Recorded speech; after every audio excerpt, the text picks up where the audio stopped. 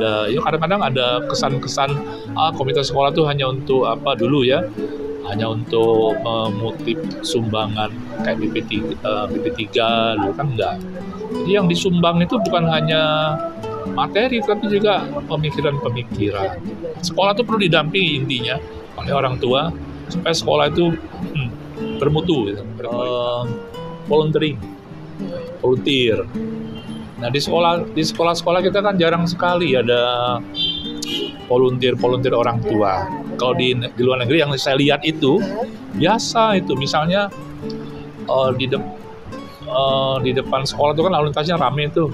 Nanti yang menyeberangkan anak, yang berfungsi sebagai pengatur lalu lintas itu ya orang tua gitu. Jadi setelah mereka selesai itu ya sudah bekerja gitu kan. Nanti ada contohnya membantu administrasi guru, membantu perpustakaan, membantu sekolah itu melakukan studi tour. Jadi orang tua mendampingi itu sebagai volunteer gitu. Jadi daripada mereka itu duduk ya di depan sekolah sambil menunggu anak pulang sekolah kan ngerumpi, jadi lebih baik mereka membantu sekolah. Itu namanya volunteering. Yang berikutnya decision making, ya pengambilan keputusan. Jadi kalau di Indonesia konteksnya kan ada komite sekolah ya Pak ya? Iya. Kalau dulu BP3 ya dulu namanya ya. Karena kan komite sekolah. Nah sebenarnya komite sekolah itu dimaksudkan untuk membantu sekolah gitu ya, dengan melibatkan orang tua juga. Tapi nanti ada komite sekolahnya dan orang tua bersama-sama dilibatkan untuk mengambil keputusan, termasuk membantu sekolah atau apa kebutuhan sekolah boleh juga gitu kan. Dan itu yang sudah jarang terdengar ya. Iya, sudah jarang itu Pak terdengar sekarang. Jadi sebenarnya kalau dalam bahasa Indonesia PTA, Parent Teacher PTA Association apa semacam itu. Kalau kita komunitas sekolah lah. Kemudian yang terakhir kolaborasi gitu ya. Dan melalui kolaborasi ini kita harapkan orang tua itu dapat membantu sekolah dengan memanfaatkan sumber-sumber yang ada di lingkungan sekolah. Misalnya contoh nih yang paling gampang aja, sekolah itu anak-anak itu kan perlu berenang tuh.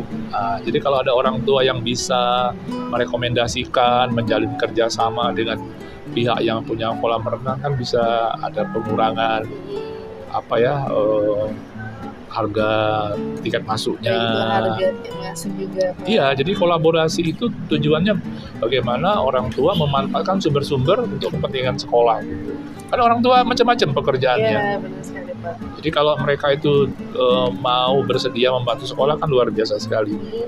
Itu kira-kira yang menarik dari bagaimana kita melibatkan orang tua dalam pendidikan.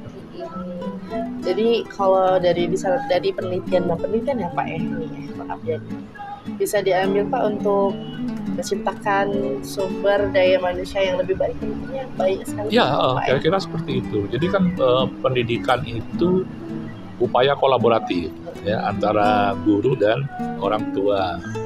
Jadi kita tidak bisa membiarkan guru itu sendiri bekerja, harus dibantu orang. Bagaimanapun jumlah jam yang dihabiskan anak di sekolah itu kan lebih sedikit ya daripada di rumah. Dibandingkan di rumah, jadi lebih. Tapi kan persoalannya orang tua sekarang kan kebanyakan bekerja, gitu ya.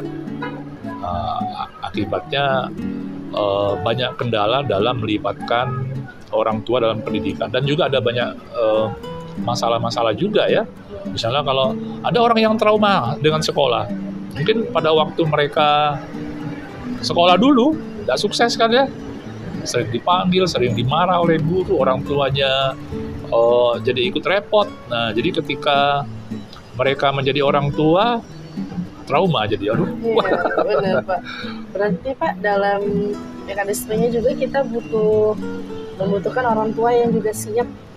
Iya, nah oleh karena itulah mestinya sekolah itu memberikan bekal bagaimana supaya orang tua itu terlibat dalam pendidikan yang tadi itu, yang 6 tadi ya, mulai dari parenting, kemudian communication dan at home, Sampai ke volunteering, kolaborasi. decision making dan collaboration. Jadi kita bekali dia. Jadi ada semacam workshop untuk orang tua gitu ya. Orang tua. Jangan sampai orang tua nitipin anaknya di sekolah itu sudah selesai Ya. gitu. Jadi biar mereka tahu hak kewajibannya. Kira-kira Pak workshop itu bagusnya diadakan oleh siapa ya Pak? Sekolah, Oh dari sekolah. iya sekolah. Sekolah yang mengundang orang tua. Iya. Jadi kita bisa juga memanfaatkan orang tua yang sukses gitu ya, yang sukses bersekolah gitu, kemudian memiliki kemampuan untuk itu.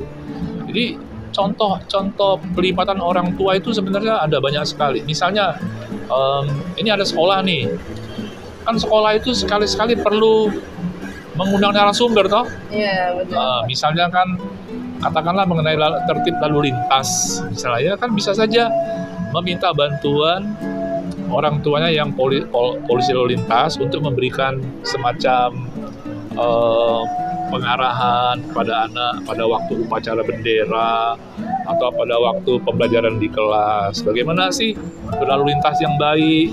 Kemudian kalau ada orang tua yang dari BNN ya, Badan Nasional Narkotika itu ya, kan bisa kita manfaatkan. Itu kan nggak perlu bayar toh. Iya benar sekali Pak. Karena mereka orang tua. Kolaborasi Pak. Iya itu. Jadi orang tua sekarang itu kan banyak keahlian yang nggak jadi. Benar-benar. Nah, kayak dulu ya. Iya kalau Nah, dulu kan bagaimana gitu cara aja. memanfaatkan yang dokter, yang perawat ya. Kemudian mungkin ada yang pengacara, termasuk juga yang misalnya yang dari akuntansi ya, misalnya bagaimana mengajari anak supaya menata keuangan. Kan keuangan itu perlu ditata gitu. Berarti Pak untuk menaungi orang tua tersebut kita membutuhkan komite tadi Pak ya. Kebetulan apa maksudnya tadi? Kalau kita Oh, sebagai wadah dukungan orang tua tadi Pak. Berarti di sekolah juga butuh komite berarti. iya memang ada satu ketentuan memang di setiap sekolah itu ada komite sekolah.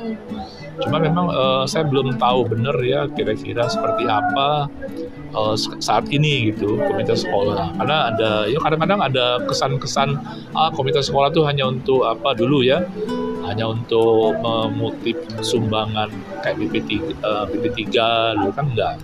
Jadi yang disumbang itu bukan hanya materi tapi juga pemikiran-pemikiran. Sekolah itu perlu didampingi intinya oleh orang tua supaya sekolah itu bermutu, gitu, berkualitas. Sekali Pak. Jadi luar biasa sekali ya sahabat Rumah di Rumah. Kalau kita bahas soal pendidikan itu banyak dan luas. Oh iya banyak, nggak habis-habis 300 variabel lebih. Belum lagi kalau anak kan macam-macam Pak. Oh. Ada yang anak tadi yang normal, ada juga yang berkebutuhan khusus. Beda juga pasti treatmentnya Pak. Berarti Bapak mengambil jurusan yang di sana waktu itu Pak? Oh iya, waktu saya menempuh pendidikan S2 Magister itu saya mengambil special ed gitu ya, special education. Atau kalau di sini disebut juga pendidikan luar biasa. Gitu. Saya spesialisasinya waktu itu di bidang learning disability. Tapi walaupun demikian saya cukup mengenal juga di jenis-jenis disabilitas yang lain. Sebenarnya sudah ada upaya pemerintah gitu ya, baik di bidang legislasi kan sudah ada tuh mengenai difabel itu, termasuk juga gedung-gedung pemerintahan, mall, sekolah kan harus ada ini ya. Nah, untuk mendukung pendidikan anak-anak difabel itu sudah digagas beberapa pendidikan inklusi gitu ya, didirikan sekolah inklusi namanya. Sekolah-sekolah inklusi itu menampung juga ya anak-anak yang berkebutuhan khusus yang mereka itu nanti bersekolah di sekolah itu, kemudian bersama-sama dengan temannya saling bantu membantu. Coba bayangkan kalau ini Mbak, kalau anak difabel dikumpulkan sesama anak difabel, apa jadinya? Iya. Jadi mereka tidak punya model. Tidak ada punya model. Misalnya kalau mereka bersama-sama dengan anak-anak yang lain, maka mereka punya modelnya bagaimana cara mengucapkan terima kasih, gitu ya, bagaimana cara berbicara yang baik. Jadi mereka punya jadi punya peer lah, rekan sebaya yang siap. Jadi kan mereka juga tidak enggan-enggan kan ya, jadi punya pengalaman sejak sekolah dasar misalnya membantu teman-temannya yang difabel gitu. Sehingga tidak aneh bertemu dengan ini, kan sekarang kan banyak aneh gitu ya, banyak dijauhi. Nah, kalau seperti itu tidak. Jadi kalau sekolah-sekolah di luar negeri itu sudah biasa gitu, tidak ada sekolah khusus gitu. Sekolah yang namanya sekolah itu ya ada anak yang ya normal dan juga anak-anak difabel, itu nggak masalah gitu. Tapi Pak, bagaimana Pak anak-anak di sana menyesuaikan gurunya memahami atau bagaimana? Oh ya, tapi mereka itu memang membutuhkan intervensi. Misalnya contohnya nih ya, di kelas itu ada 24 orang, misalnya ada 3 anak difabel, jenisnya beda-beda. Nanti anak-anak ini didampingi oleh guru khusus gitu. Guru-guru misalnya kalau dia retardasi mental akan didampingi, kalau mereka yang mengalami cerebral palsy misalnya didampingi oleh guru juga. Jadi memang ada guru. Jadi di kelas itu mungkin ada beberapa guru. Oh, di kelas itu Pak bisa lebih dari satu guru? Iya, jadi ada guru yang mendampingi anak-anak ini, anak-anak difabel ini. Karena mereka itu kan ternyata menurut research, ketika mereka itu digabung bersama dengan anak lainnya, social skills mereka, keterampilan sosial mereka lebih baik dibandingkan kalau mereka digabung dalam satu sekolah luar biasa. Kecuali kalau yang berat ya, yang profound barangkali memang memerlukan sekolah khusus SLB. Tapi kalau mereka yang ringan gitu, masih bisa bergabung gitu ya. Kalau di Indonesia sendiri Pak, diterapkan seperti itu bisa nggak Pak kira-kira? Sudah ada gitu, sudah ada beberapa yang menerapkan seperti namanya sekolah inklusi tadi. Di Sumsel ini ada rasanya sekolah inklusi. Tapi saya sudah lama tidak berhubungan dengan guru-guru yang itu. Cuma kalau saya berkomunikasi dengan guru-guru SLB memang ada gitu. Nanti ada di sekolah inklusi itu ada guru kunjungnya gitu. Jadi guru-guru biasa itu diberi pelatihan bagaimana menangani anak-anak yang mengalami berkebutuhan khusus ini. Kira-kira. Kalau di dunia pendidikan Pak, belajar memahami anak ini difabel itu tuh cara mengatasinya atau mata pelajaran yang akan diberi bagaimana Pak? Oh, untuk anak difabel ya? Anak yang berkebutuhan khusus. Ya, katakanlah berkebutuhan khusus ya, karena ini riwayatnya panjang ini. Karena memang Pak, dulu sama gitu kayak psikolog belajarnya. Iya, jadi kan gini. Nah, ada keliru juga. Jadi karena anak-anak difabel itu memerlukan kurikulum yang berbeda. Jadi misalnya membaca. Jadi ada sekolah-sekolah yang mengajar anak misalnya retardasi mental ya, tunagrahita kalau di kita namanya. Dia mengajari bahasa Indonesia itu bagaimana menyusun kalimat, bagaimana enggak relevan. Mereka tuh membutuhkan pembelajaran bahasa fungsional, matematika fungsional yang bisa digunakan sehari-hari. Misalnya kalau dia belanja tuh bagaimana ya? Oh, kalau belanja itu ngambil barang, kemudian ke kasir, bisa menghitung kembalian. Itu namanya fungsional gitu. Lebih ke kehidupan sehari-hari. Iya, jadi membaca fungsional, matematika fungsional, olahraganya juga fungsional. Bukan untuk prestasi. Itu yang paling pas. Gitu. Udah ada nggak di Indonesia ini Pak? Setahu saya ada. Gitu. Biasanya itu, kebanyakan yang pernah saya amati, misalnya di Bandung, saya pernah hadir juga ya.